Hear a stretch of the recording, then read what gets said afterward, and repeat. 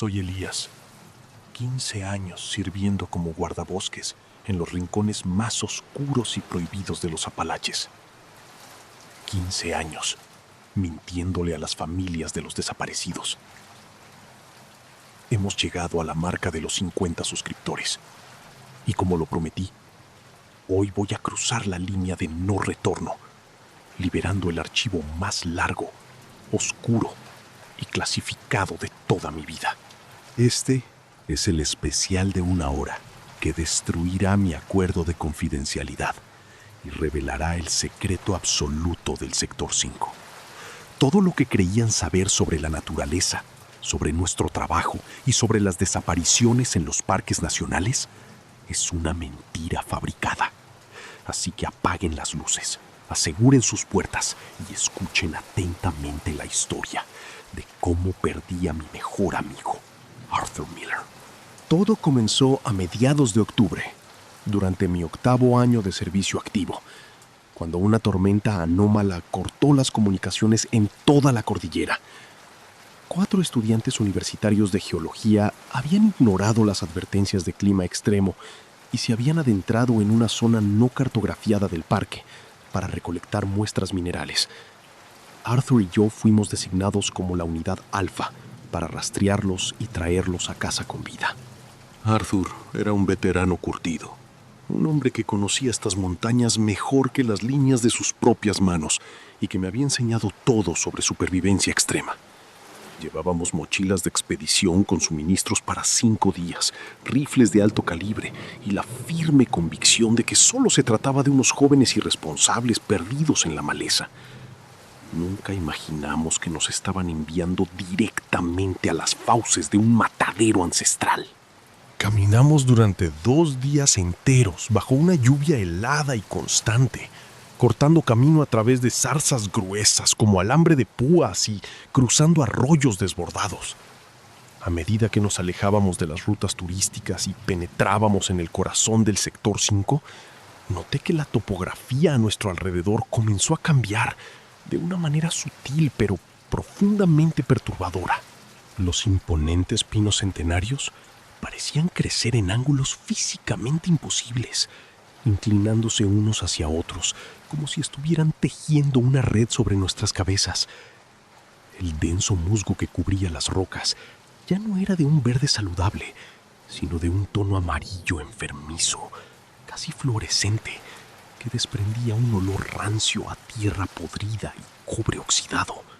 Fue en la tarde del 3er día cuando los instrumentos de navegación dejaron de tener sentido lógico en el mundo real.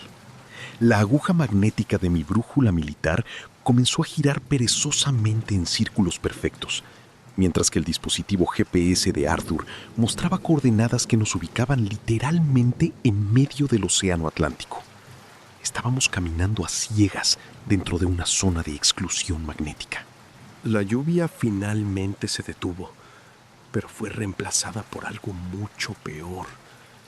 Una espesa y asfixiante niebla amarilla que se arrastró desde el fondo del valle, tragándose los troncos de los árboles.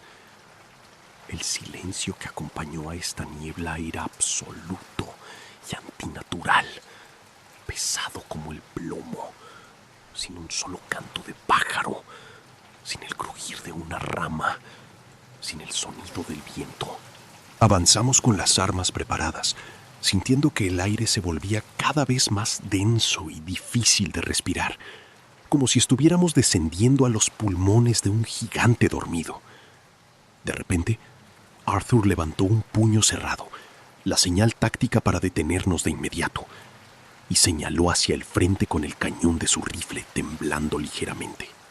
A través de la cortina de niebla tóxica, a unos 200 metros en el fondo de la cuenca, se dibujaban las siluetas borrosas de decenas de estructuras geométricas. Nos miramos incrédulos, sabiendo perfectamente que no había ninguna instalación, campamento o pueblo registrado en los mapas topográficos oficiales dentro de un radio de 200 kilómetros a la redonda. Nos acercamos con una cautela extrema, caminando en silencio sepulcral, hasta que la niebla se disipó lo suficiente para revelar una visión que fracturó mi sentido de la realidad. Era un pequeño pueblo minero, completo con casas de madera, una iglesia rústica y una calle principal empedrada. Pero la arquitectura parecía estancada en la década de los 50. Las fachadas de las casas estaban pintadas en colores pasteles descoloridos por el tiempo, pero no había ni rastro de erosión natural, suciedad o maleza creciendo en los porches. Era como si el pueblo entero hubiera sido colocado cuidadosamente allí, bajo una cúpula de cristal invisible, preservado de los elementos de las montañas durante décadas. Comenzamos a avanzar por la calle principal, manteniendo una formación defensiva espalda con espalda, barriendo cada ventana oscura con las miras de nuestros rifles. No había vehículos, ni líneas eléctricas, ni el más mínimo rastro de que alguna vez hubiera existido vida humana en ese lugar. Pero el aire estaba impregnado de un olor dulce y empalagoso, como carne dejada al sol. Arthur se acercó a la puerta de la primera casa a nuestra izquierda, buscando pistas de los estudiantes universitarios desaparecidos. Al empujar la puerta de madera, ésta se abrió sin emitir el más mínimo chirrido de las bisagras, revelando un interior completamente sumido en la penumbra. Encendimos nuestras linternas tácticas, cortando la oscuridad con haces de luz blanca. El interior de la casa era una burla grotesca y aterradora de la domesticidad humana. Había muebles, sí, un sofá, una mesa de comedor, sillas, pero todo estaba esculpido en el mismo tipo de madera pálida, sin uniones, sin clavos, como si hubiera crecido directamente desde el suelo de la sala. La textura no era de madera pulida, sino cálida y ligeramente esponjosa al tacto.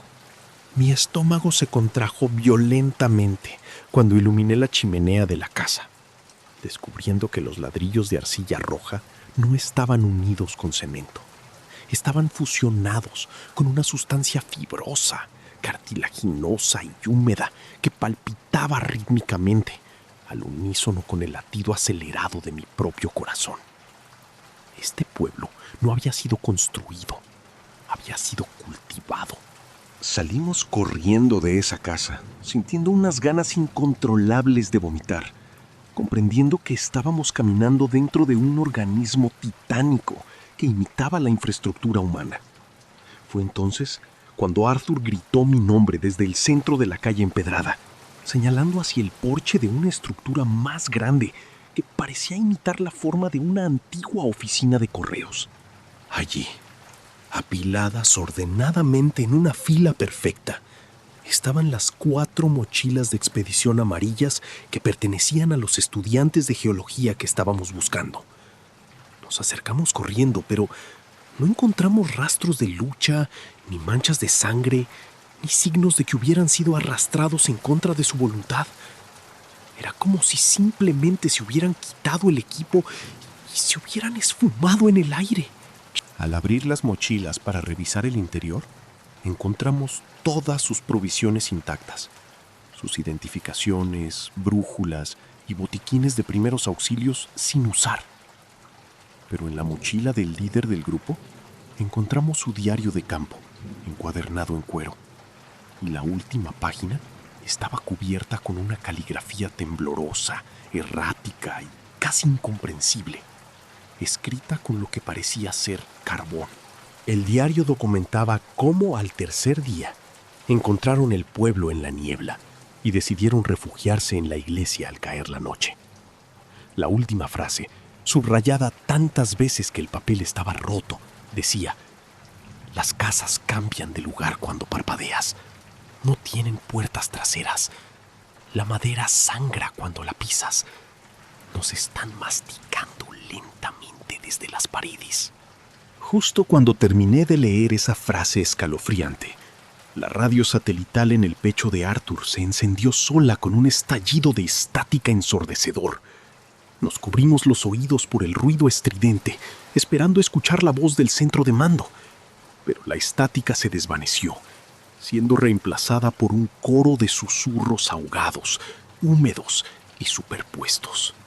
Eran 4 voces diferentes, las voces de 2 chicos y 2 chicas, repitiendo la misma letanía interminable en un tono monótono y desprovisto de toda emoción. Decían: estamos calientes, estamos a salvo, únanse a nosotros en los cimientos. El bosque tiene hambre y nosotros somos los dientes. Únanse a nosotros en los cimientos. Arthur apagó la radio de un golpe violento, con el rostro pálido como el papel y los ojos desorbitados por el pánico puro. Intentó dar un paso atrás, pero su bota se hundió profundamente en la calle de piedra, revelando que los adoquines eran en realidad placas de queratina dura, como uñas gigantes incrustadas en un lecho de carne rosada y esponjosa. El pueblo entero comenzó a despertar a nuestro alrededor. Un temblor sordo y rítmico sacudió la tierra, y las casas de colores pastel se estremecieron, encogiéndose y expandiéndose como si estuvieran tomando una profunda bocanada de aire. Comprendimos que habíamos entrado voluntariamente en el estómago de una entidad biológica que superaba la escala de la comprensión humana. Tomamos nuestros rifles y corrimos a ciegas por la calle principal en la dirección por la que habíamos entrado, buscando desesperadamente la salida hacia el bosque. Pero el paisaje había mutado por completo a nuestras espaldas. La ruta de escape había desaparecido, bloqueada por una fila de 3 casas idénticas que simplemente no estaban allí un minuto antes. La arquitectura era un laberinto dinámico, una trampa mortal diseñada para desorientar a las presas y agotarlas psicológicamente antes de la digestión. Corrimos por callejones oscuros que terminaban abruptamente en paredes de madera palpitante. Pasamos junto a ventanas donde se asomaban siluetas sin rostro. Y cada vez que girábamos, el pueblo se reconfiguraba, cerrando el cerco. El agotamiento físico y el terror abrumador comenzaron a fracturar la mente de Arthur. Se detuvo en medio de una pequeña plaza, apuntando su rifle desesperadamente hacia los tejados irregulares, respirando con dificultad y murmurando cosas sin sentido. Fue entonces cuando la tortura psicológica de la entidad alcanzó su punto más cruel e insoportable. Desde la puerta abierta de una casa azul celeste a nuestra derecha, una mujer salió caminando con movimientos rígidos, mecánicos e inhumanos. Arthur cayó de rodillas al instante, soltando su arma y rompiendo a llorar con un dolor desgarrador que me heló el alma. La mujer que caminaba hacia nosotros era su esposa, Sarah, fallecida de cáncer 5 años atrás. La entidad había extraído los recuerdos más profundos y dolorosos de la mente de mi compañero para crear un señuelo perfecto y romper su voluntad de sobrevivir. La copia de Sarah llevaba su vestido favorito, pero su piel tenía un tono grisáceo y sus ojos eran cuencas negras y vacías que resumaban un líquido espeso y alquitranado. Arthur, mi amor, dijo la atrocidad con la voz exacta de Sarah, extendiendo unos brazos que terminaban en dedos demasiado largos y sin articulaciones. Aquí ya no hay dolor. Ven conmigo al calor de las paredes. Te he estado esperando por tanto tiempo en la oscuridad. Arthur, completamente hipnotizado por el dolor, comenzó a gatear hacia ella. Agarré a Arthur por el chaleco táctico y tiré de él hacia atrás con todas mis fuerzas, gritándole que despertara, que esa cosa no era su esposa, que era un depredador jugando con su mente. Levanté mi rifle y disparé a la criatura 3 veces en el centro del pecho. Las balas impactaron con un sonido hueco y la copia de Sarah colapsó en un charco de lodo maloliente. Arthur pareció salir de su trance, mirándome con una mezcla de horror y furia, mientras el charco de barro que solía ser su esposa era rápidamente reabsorbido por el suelo del pueblo. comprendimos que no podíamos luchar contra un ecosistema entero usando balas de plomo. Nuestra única opción era encontrar una madriguera, un lugar donde esta aberración no pudiera alcanzarnos. Fue entonces cuando noté una anomalía arquitectónica en el extremo norte del pueblo. Un pequeño edificio cuadrado de hormigón armado, gris y brutalista, que desentonaba por completo con el estilo de madera falsa del resto de las casas. Era la única estructura que no palpitaba, que no tenía ese brillo orgánico repulsivo. Corrimos hacia allí con las últimas fuerzas que nos quedaban. Llegamos a una pesada puerta de acero blindado incrustada en el hormigón, cubierta de arañazos profundos y marcas de corrosión ácida. En el centro de la puerta, apenas visible bajo una capa de suciedad, había un logotipo descolorido que me dejó paralizado. Era el emblema oficial de búsqueda y rescate, SAR, acompañado de la insignia de una unidad clasificada del gobierno. Arthur introdujo su código maestro de anulación en el teclado oxidado. Un código que solo los guardabosques de más alto rango conocían. Para nuestra sorpresa, los pesados cerrojos hidráulicos se dieron con un chirrido metálico ensordecedor y la puerta se abrió pesadamente hacia adentro, revelando un búnker subterráneo oscuro y frío, construido para resistir un ataque nuclear. Entramos rápidamente y sellamos la puerta a nuestras espaldas, girando la rueda de bloqueo manual hasta que mis músculos ardieron. El interior del búnker olía a polvo, aire rancio y miedo antiguo. Encendimos las luces de emergencia, conectando una batería portátil al sistema, revelando una sala de control repleta de radios antiguas, pantallas rotas y archivadores de acero. Nos dejamos caer al suelo frío de cemento real, tosiendo y tratando de procesar la pesadilla en la que estábamos atrapados. Estábamos en una instalación gubernamental oficial, construida secretamente en el estómago de un pueblo falso, dentro del sector más letal de los Apalaches. Arthur, sin decir una palabra, se levantó y se dirigió a los archivadores, rompiendo los candados con la culata de su rifle. Lo que encontramos en esas carpetas polvorientas y selladas con el sello de alto secreto fue el golpe final a mi cordura y la razón exacta por la que decidí abandonar la agencia para siempre. Eran registros que databan de los años 40, bitácoras operativas de los primeros equipos de guardabosques que habían explorado esta cordillera montañosa. Los documentos describían el descubrimiento de una biomasa fúngica colosal y subterránea que se extendía por cientos de millas bajo la corteza terrestre del parque. El pueblo exterior no era un error arquitectónico, era la versión biológica de la luz de un pez abisal, una trampa gigante y compleja diseñada por el hongo para atraer y digerir grupos enteros de presas grandes. Pero el verdadero horror no era el monstruo, sino lo que nuestro propio gobierno decidió hacer al respecto. Había un memorando firmado por altos mandos militares que calculaba el costo en vidas y recursos para intentar destruir la biomasa con armamento químico. La conclusión fue que la criatura era indestructible, sin devastar la mitad del continente con radiación. Así que el gobierno optó por la solución más oscura y retorcida posible: la contención mediante la alimentación controlada. Los documentos revelaban que el Servicio de Búsqueda y Rescate, SAR, en esta jurisdicción, nunca fue creado para rescatar a nadie. El verdadero acrónimo clasificado era Sacrifice and Repel, sacrificio y contención. Nuestro trabajo, las patrullas, los mapas, las radios, todo era un teatro. El gobierno permitía y fomentaba sutilmente el turismo en estas áreas remotas para que un número controlado de personas se perdiera cada año.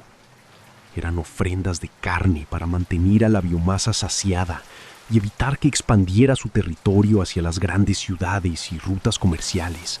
Y cuando los turistas no eran suficientes para calmar el hambre de la entidad, enviaban a los guardabosques. Nosotros, los equipos de rescate, Éramos el plato principal de emergencia.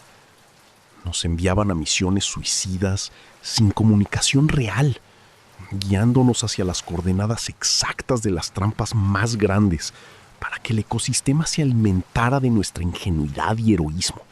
Arthur dejó caer la carpeta al suelo, con las manos temblando violentamente y los ojos fijos en el vacío. Toda su vida, su orgullo como guardabosques, las lágrimas que había derramado por las víctimas que no pudo salvar, todo había sido una mentira, orquestada por la misma gente que le pagaba su salario.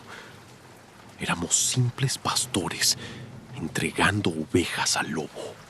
De repente, un impacto sordo y monstruoso sacudió los cimientos del búnker de hormigón. El polvo cayó del techo en cascada y las luces de emergencia parpadearon peligrosamente. La entidad biológica había detectado nuestra presencia dentro de la instalación y no estaba dispuesta a dejar que su alimento se refugiara en una cápsula indigesta. Estaba intentando aplastar el búnker. Los impactos se volvieron más frecuentes y violentos, como si martinetes gigantes estuvieran golpeando las paredes exteriores de hormigón reforzado.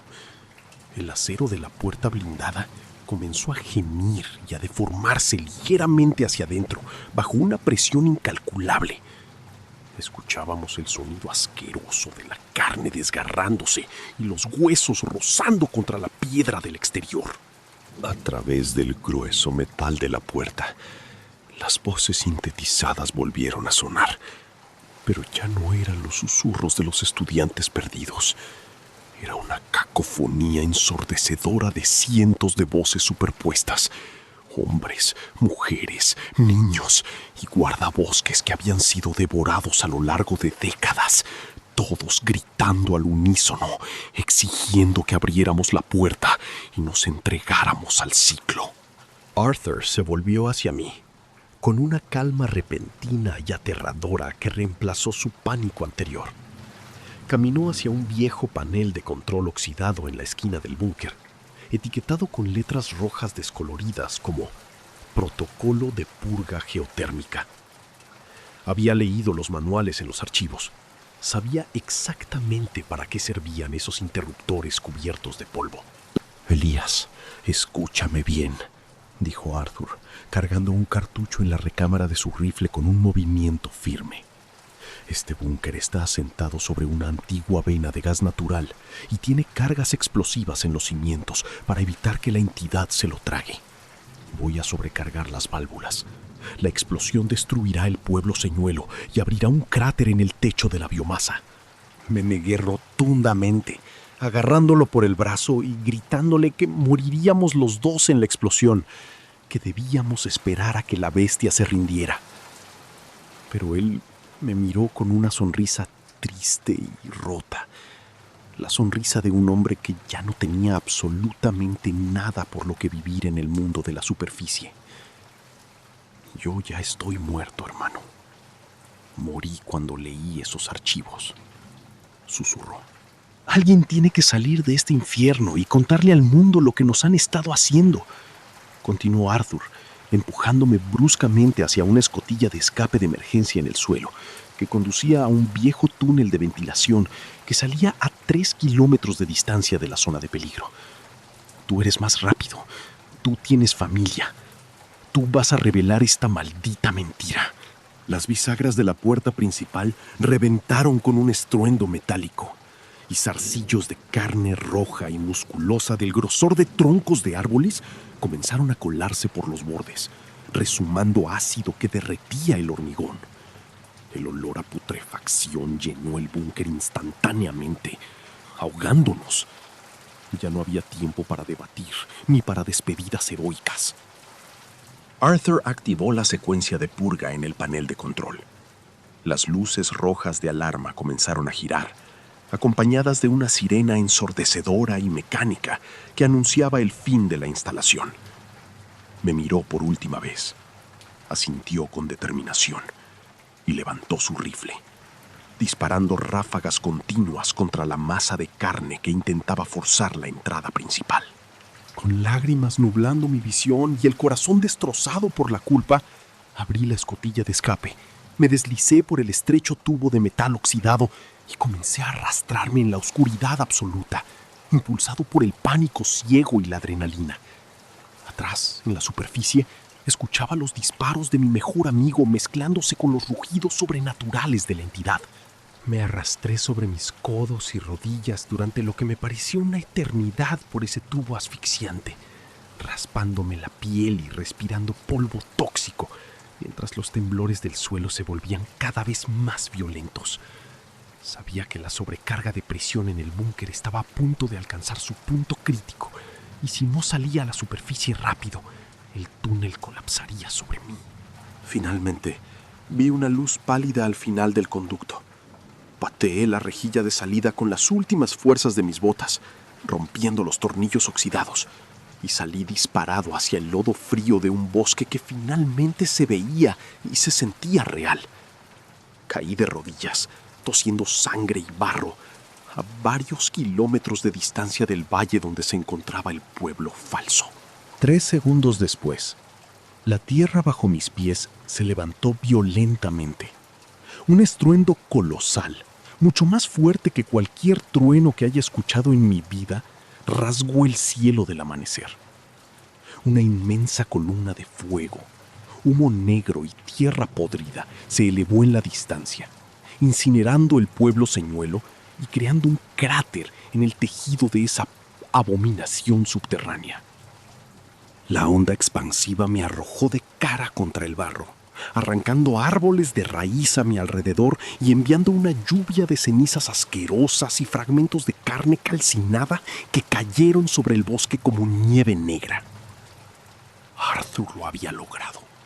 Había detonado las cargas, destrozando la trampa de la criatura y sacrificando su vida para comprarme el tiempo necesario para huir. Me quedé tirado en el suelo durante horas, aturdido, sordo por la explosión y cubierto de la ceniza de mi compañero, hasta que los equipos de rescate y contención de la agencia finalmente llegaron al perímetro. No me recibieron como a un sobreviviente heroico. Me rodearon con armas desenfundadas, me vendaron los ojos y me transportaron en un vehículo blindado hacia interrogatorios clandestinos. Durante semanas fui sometido a un aislamiento total y a interrogatorios brutales por parte de agentes trajeados que nunca me dijeron sus nombres. Querían saber exactamente qué había visto Arthur, qué documentos habíamos leído en el búnker y por qué el protocolo de purga había sido activado. Les mentí. Les dije que el pánico nos hizo activar los explosivos accidentalmente. Sabía que si demostraba saber la verdad sobre el proyecto Sacrifice and Repel, me harían desaparecer en el fondo de ese mismo bosque sin dejar rastro. Fingí trauma severo, amnesia disociativa y me apegué a la historia de que una manada de osos enfermos nos había acorralado en la instalación. Eventualmente, decidieron que yo era más útil vivo y con la boca cerrada.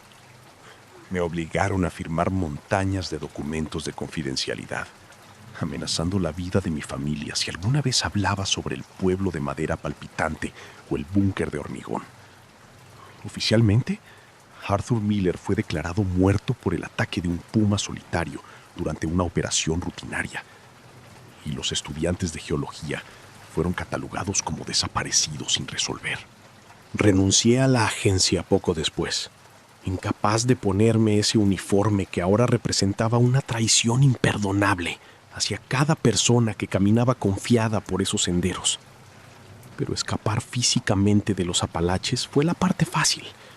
Escapar del terror psicológico ha sido una batalla que pierdo cada noche cuando cierro los ojos en la oscuridad de mi habitación. Porque la entidad no murió en esa explosión, Elías. Esa biomasa es del tamaño de un país pequeño, extendiendo sus redes nerviosas por debajo de ciudades y carreteras enteras. El búnker solo fue un rasguño en la espalda de un leviatán terrenal, y el gobierno continuó alimentándolo meticulosamente con la sangre de inocentes para mantener su letargo. Y lo que es 1000 veces peor es que esa cosa tiene una memoria celular perfecta. Absorbió los restos de Arthur en la explosión, devoró sus cuerdas vocales, su dolor y su furia. Es por eso que, en las noches de niebla profunda, los guardabosques novatos reportan escuchar la voz de Arthur Miller pidiendo auxilio desde las profundidades del bosque. Una trampa perfecta para cazar a sus antiguos hermanos. Cada vez que un turista entra a esos parques creyendo que la naturaleza es un parque de diversiones seguro, no sabe que está caminando literalmente sobre el plato principal de un depredador que respira. Las advertencias de no salirse del sendero no son para evitar que te pierdas, son para asegurar que solo los sacrificios predeterminados lleguen a las zonas de alimentación correctas. Y los escalones más altos de nuestra sociedad son cómplices de este genocidio silencioso. Ministros, directores de agencias de vida silvestre, corporaciones de extracción mineral. Todos saben que hay zonas del mapa que no deben tocarse, a menos que quieran despertar a la masa fúngica y provocar un evento de extinción continental. Así que miran hacia otro lado. He pasado los últimos años recopilando fragmentos de información, coordenadas de personas desaparecidas que extrañamente forman patrones geométricos perfectos alrededor de los límites del sector 5. Están delineando el estómago de la bestia, marcando los lugares donde la tierra es más delgada y donde los señuelos arquitectónicos, como el pueblo falso, florecen en la niebla. Existen otros horrores documentados que he mantenido en secreto. He visto fotografías aéreas clasificadas que muestran lagos enteros que no están llenos de agua, sino de un líquido digestivo transparente que disuelve la materia orgánica en segundos. He visto reportes forenses de ciervos encontrados con cráneos humanos fusionados en sus costillas, subproductos de la digestión fallida del hongo. La naturaleza, tal como la conocemos en esa región, es una mentira biológica. Una fachada meticulosamente diseñada por un intelecto alienígena y subterráneo. Los árboles de las áreas más profundas no hacen fotosíntesis. Se alimentan de los nutrientes que la bestia bombea hacia arriba y a cambio actúan como sensores nerviosos, detectando las vibraciones de nuestras botas en el suelo. Por eso las brújulas se vuelven locas y los GPS fallan rotundamente. No hay una anomalía magnética natural. Hay una interferencia bioeléctrica masiva generada por la sinapsis de la entidad, pensando, procesando información y decidiendo cuál de las patrullas se ve más apetitosa esa noche. Caminamos sobre un cerebro inmenso y hambriento. Sé que publicar este video de 1 hora es firmar mi propia sentencia de muerte. Los rastreadores de la agencia probablemente ya han localizado la dirección IP desde donde estoy transmitiendo este archivo. Y no me sorprendería que esta misma noche mi casa accidentalmente se incendie o que sufra un conveniente ataque al corazón mientras duermo. Pero el silencio era un veneno más letal que cualquier cosa que el gobierno pudiera hacerme. Le debía a Arthur, a su esposa Sarah y a los cientos de excursionistas anónimos que su sacrificio no quedara sepultado bajo mentiras institucionales y actas de defunción falsificadas. La gente merece saber qué los está cazando en la oscuridad de sus vacaciones familiares. Si alguna vez encuentran mi nombre en las noticias asociado a una tragedia inexplicable, quiero que descarguen este video, que hagan copias de seguridad en servidores internacionales y que difundan este archivo hasta el cansancio. Que mi muerte sea la chispa que finalmente obligue al público a exigir respuestas sobre lo que realmente pasa en las zonas de exclusión. A mis excompañeros de búsqueda y rescate que puedan estar escuchando esto en secreto, abran los malditos ojos, revisen sus mapas, fíjense en los patrones de desapariciones, Cuestionen por qué los mandos superiores nunca participan en las misiones profundas del Sector 5. Ustedes no son rescatistas heroicos, son el equipo de alimentación de un matadero. Y la cuerda se romperá tarde o temprano. Dejen sus placas, quemen sus uniformes y busquen trabajos donde no tengan que entregar vidas inocentes a la tierra. No vale la pena el trauma, no vale la pena el salario ensangrentado. Y definitivamente no vale la pena arriesgarse a terminar siendo un títere de carne, utilizado para imitar voces y engañar a la siguiente generación de reclutas. And for those citizens common who insist in exploring the natural wildlife, I beg you to change your perspective. The bosque is not your friend. It is not a refuge spiritual. It is not looking for yourselves. It is an ecosystem hostile, governed by lays biological that are eons beyond our comprehension, and we are at the bottom of its food chain. Si ignoran todas mis advertencias y deciden aventurarse de todos modos, mantengan sus brújulas vigiladas. Al primer giro errático de la aguja magnética, al primer olor a cobre oxidado en el aire limpio de la montaña, o a la primera caída inexplicable de una espesa niebla amarilla, no se detengan a pensar, den media vuelta y corran hacia el asfalto. Nunca acampen cerca de estructuras que parezcan fuera de lugar, ya sean escaleras solitarias, torres de vigilancia no registradas o pueblos enteros que se ven demasiado perfectos para ser reales. Recuerden mi experiencia. La madera no es cálida, el acero no palpita bajo la luz y las casas de verdad no sangran cuando pisas los adoquines con demasiada fuerza. Desconfíen de las voces, incluso de las más familiares.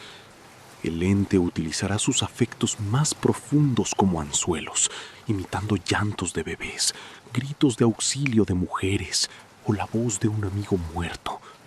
Cierren su corazón en el bosque, actúen con una frialdad robótica y confíen únicamente en su instinto de conservación más primitivo y salvaje. Llevo la placa de Arthur en mi bolsillo todos los días, como un recordatorio del peso del secreto y de la deuda que tengo con la verdad. He sacrificado mi matrimonio, mi paz mental y mi libertad por desenterrar todo esto.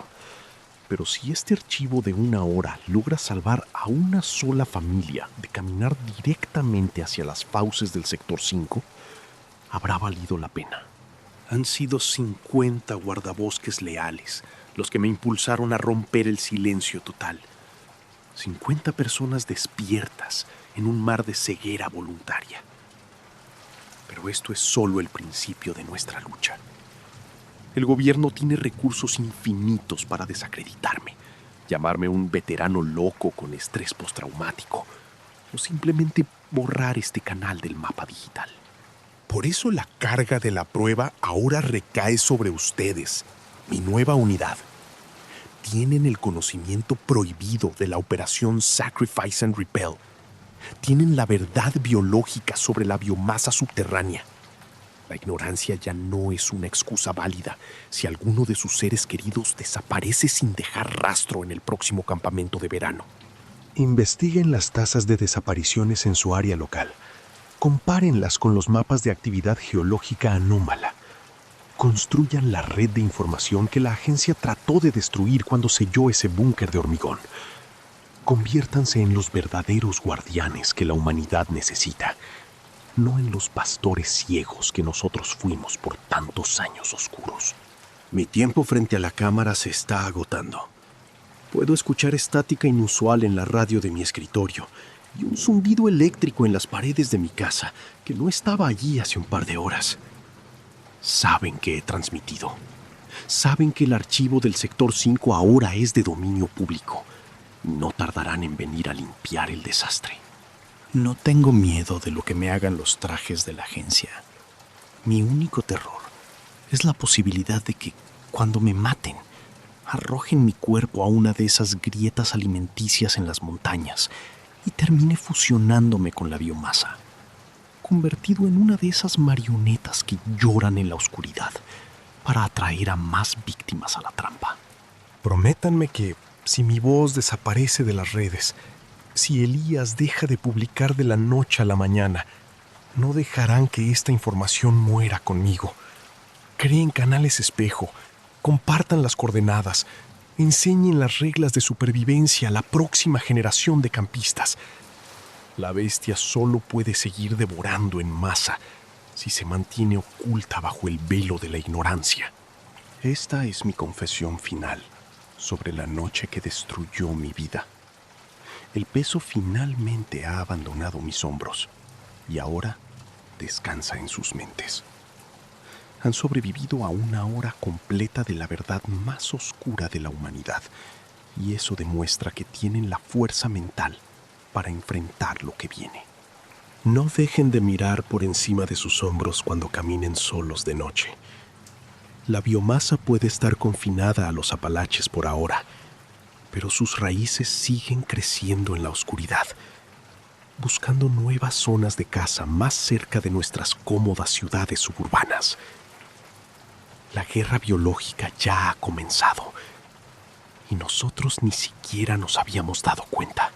Si lograste sobrevivir a este archivo completo y quieres seguir desclasificando horrores a mi lado, no olvides suscribirte. Activa la campanita para que no borren las notificaciones. Y deja tu like para que el algoritmo no entierre la verdad. Hasta que nos volvamos a encontrar en la oscuridad. Buenas noches, Rangers.